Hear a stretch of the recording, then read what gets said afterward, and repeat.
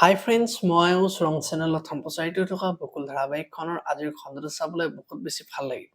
কিয়নো আজিৰ খণ্ডটোত দৰিকাই ভাত বনাবলৈ যাব আৰু সেইখিনি সময়তে মন্দিৰৰ খুৰীয়েক আহি দৰিকাক ভাত বনোৱা দেখি আচৰিত হৈ পৰিব। আৰু তেতিয়া দৰিকাই আচৰিত হ'ব লগা কি আছে, মইতো আপোনাক কৈছিলো ভাত বনাব জানো বুলি।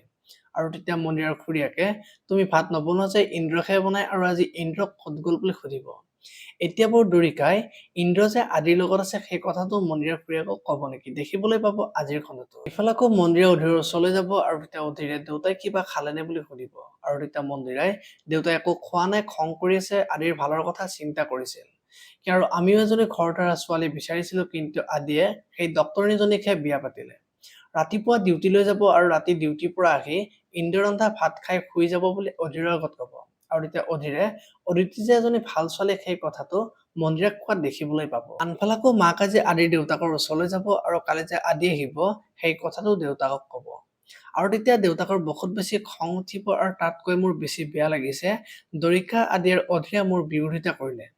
ভাবিছিলো আদি ডাঙৰ হৈছে, এতিয়া অফিচৰ সকলো দায়িত্ব তাক দিম আৰু অধীৰতো ক্ষমতা নাই বুলি ক'ব। এতিয়া অধীৰৰ কথাখিনি শুনি বেয়া লাগিব নেকি, দেখিবলৈ পাব আজিৰ খণ্ডটোত।